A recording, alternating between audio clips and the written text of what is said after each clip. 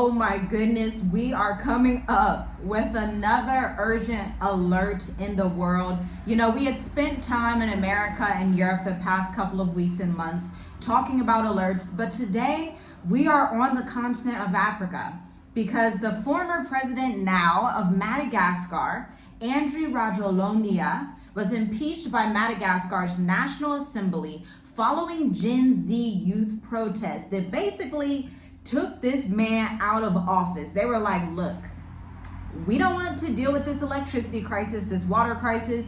You are too corrupt. Like, we can't deal with corruption. We talk about African corruption a lot on this channel because it is so pertinent to the discussions we have. But you know what? Let me show you this video real quick because it's wild. Listen to what this sister said, dated September 24th.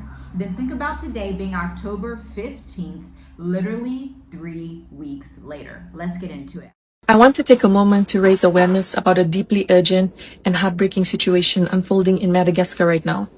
I was recently contacted by someone on the ground, someone who's already been targeted just for speaking out, and they've asked me to shed light on what's happening.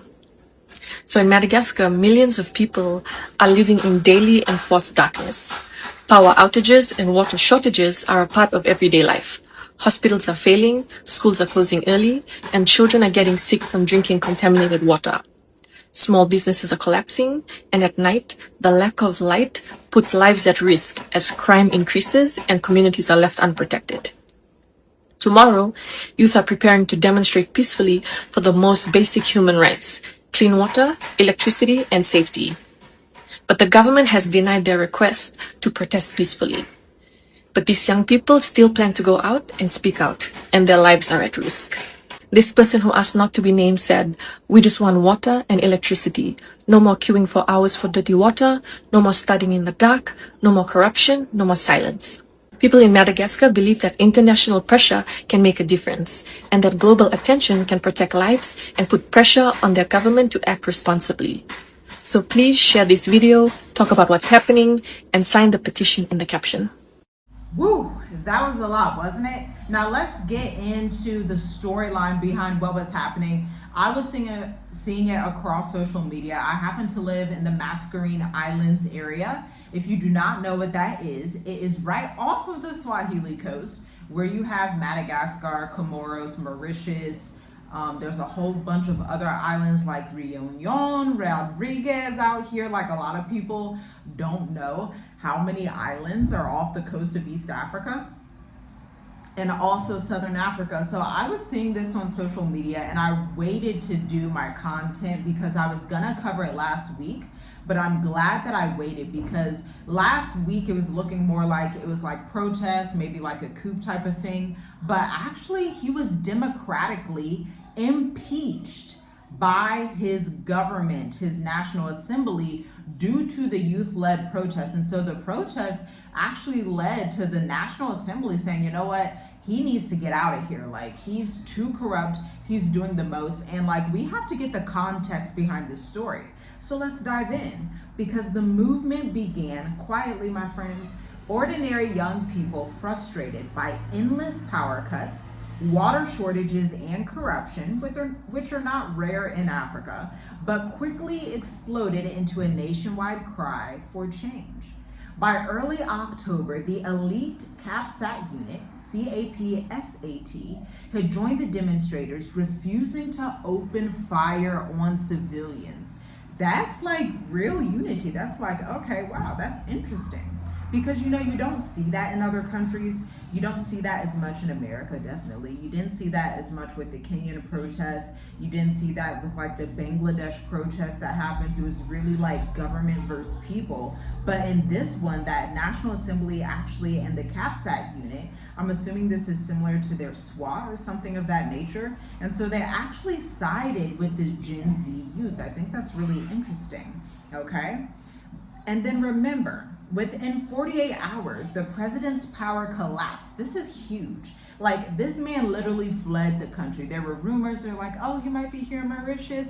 No, this man, this president, Andry Rajoelina, he took his flight. I don't know if he took it at night, in the daytime, but he was like, I'm not safe here. This is why I thought it was going to be a coup d'etat, because it was looking like, oh, he has to flee the country because he said he left because he feared for his life. I'm assuming that means he did not trust the Madagascar National Assembly and the CAPSAT unit, or maybe he thought the youth would just take over, because Madagascar is a country populated with millions and millions and millions of people. It's an island nation, very similar to Mauritius, but much, much larger. And it's not on the least corrupt list, but I say it's similar in demographics because you have this collage of people that are mixed with African. A lot of times their ancestors were from Tanzania, Congo, Zanzibar, or they could have been even all the way as far as Austronesia, like Australia, Papua New Guinea. They were taken in these slave trades that happened during both the East African slave trade and the transatlantic slave trade, and as servants who came from India. And so you have this really beautiful mix of interesting people, similar to the mix that's in Mauritius, but again, Mauritius and Madagascar are basically two opposites that are very close to each other, but maybe that'll change. I think it would be great if they get someone that could potentially look at investment more serious, that could definitely look at figuring out how to end power cuts, definitely in the water shortages, definitely in the corruption, because the issue is when you have corruption in these African countries, small businesses fail. Everybody fails except the president's cabinet, okay? Like basically everybody fails. The youth fail, the adults fail, the foreigners fail, everybody fails because the corruption just breeds this level of greed that is basically insatiable, to be quite honest with you. But this coup was not planned in embassies or even the back rooms of foreign invaders. It was crowdsourced online by Gen Z. I don't know if they mostly use TikTok, Snapchat, I have no idea, but they just had their viral hashtags and they called it Gen Z Madagascar. They said, like, we are not playing, we are done waiting. And again, it only took a couple of hours for him, 48 hours for him to say, okay, I'm out this country. He announced while he was in France, I'm assuming Paris. He was probably in Paris, France, France used to be colonized by Madagascar, similar to Mauritius. And so he was in France because he also has a French passport. And so he's like, hey, y'all can have the government, y'all take it. Look, it's okay, I'm impeached, I'm not gonna fight for it. Y'all run with it, y'all could probably do better, okay? Because remember, Madagascar's average age is under 20 years old. That means half of its population has never known political stability. Only poverty, power cuts, and broken promises. And when the protests began, the same politicians called them restless children.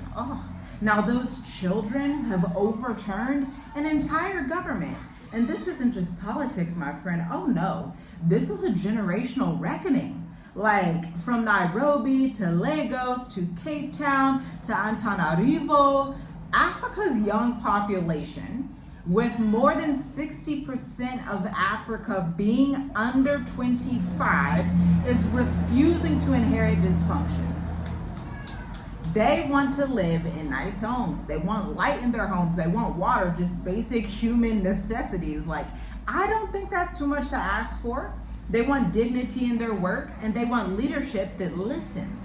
For decades, Africa's future was negotiated in foreign capitals like Paris, France, Washington, Beijing, but now it is being negotiated on smartphones. Like literal phones, their iPhones, their Androids. They may not even be using iPhone. They may be using Android, and they're like, look, we are demanding change right now. They don't know how it's about to happen, but they're like, look, we know you are not it, so we need something else to transpire. And listen, these are teenagers who speak 3 languages, code websites, and broadcast revolutions on TikTok Live. Now, the psychology of a takeover. Sociologists call this a youth bulge, but prophets call this the changing of the guard. When the old systems refuse to bend, Yah allows a new generation. He will raise up a Moses, He will raise up a Caleb and a Joshua. He will raise up whoever needs to raise up to get that old generation out, because according to the Bible, the biblical Israelites, when they were going through the Exodus, a lot of people don't realize with this story that so many of the Israelites of the old generation did not make it. Very high percentages could not get into the promised land because they had the same former ways of Egypt, which was very perverse and corrupt and very Pharaoh idolatry related, okay? And so Yah said, we can't go further until that old way is dismantled, okay? And you see Gen Z, they're hearing the call. They're hearing like, listen, we're going to rise up, okay? And they're like, we don't have to ask permission to survive. We don't have to ask permission to have clean water. They frame their uprising, listen to this, not as chaos, but as a reset. If you can't power our homes, we'll power our own government. That line alone summed up the entire continent's fatigue, to be quite honest, because a lot of Gen Z is feeling this. Older generations are like, this is just the way it is. This is Africa. You know, this is, and Gen Z is like, but it's not going to be the Africa of tomorrow, okay? And, you know, this matters so much further than Madagascar, because in Sudan in 2023, student uprisings were happening. And then in Nigeria, they ended the SARS movement. And then we had Kenya's cost of living protests, which were literally just last year, where Kenyan young Gen Zs were getting shot by their military or by their police. Africa's Gen Z isn't protesting for ideology. They are protesting for function. And Madagascar might be the first where the youth actually won. And so here's the tension. Every revolution has two sides, the liberators and the looters. Once the fire is lit, can it be contained? This is where it comes down to safety, and where it's like you do want to be aware as an expat of where you're going, okay? As much as I love that Gen Z is doing that, I cannot say that I would want to be in Madagascar right now, although we were looking at traveling there for vacation, but I'm glad we did not. Something just said, nope, stay put. Glad we did that, because Madagascar is just so beautiful. We've been wanting to go there for years. It's a literally quick flight, like an hour and a half or something like that. But this popped off out of nowhere. Like, you had fires, you had people being torched, people being killed. The president's like, I fear for my life. I'm flying to France right now. And so it's like, okay, you want to be aware of safety as an expat. Nobody talks about this. I'm not sure why, but safety is so huge in Africa, because Africa's not a country. Africa is the second largest continent on planet Earth. Okay, huge, enormous, and that's if they're actually measuring it right, to be quite honest with you. Africa has 54 different nations, and a lot of these nations have instability. This is why it's important in the state of the diaspora intensives that we do. Look at a Botswana, look at a Mauritius, look at a Cape Verde, look at a Seychelles, look at a Namibia, look at a Rwanda. Let those be some of the only countries. Look at a Ghana. Ghana's stable as well. Let those be some of the only. Senegal is pretty stable as well, and they're on the least corrupt list, now that I think about it. But let those be some of the countries that you start going to. Maybe a Uganda or a Tanzania isn't right away. Maybe a Kenya isn't right away until you see how the protests line up. Maybe you should be diversified, because I'm going to tell you right now, this tailwind that's popping off in East Africa, it's looking like it's not done yet. And you can't blame the youth.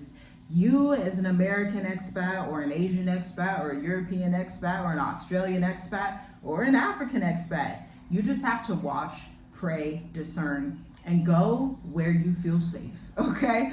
Go where you are going to have peace of mind, clean water, electricity. Go to where it makes sense, because Africa's not truly in flames. It's in transition, and it's gonna be uncomfortable for some of these countries.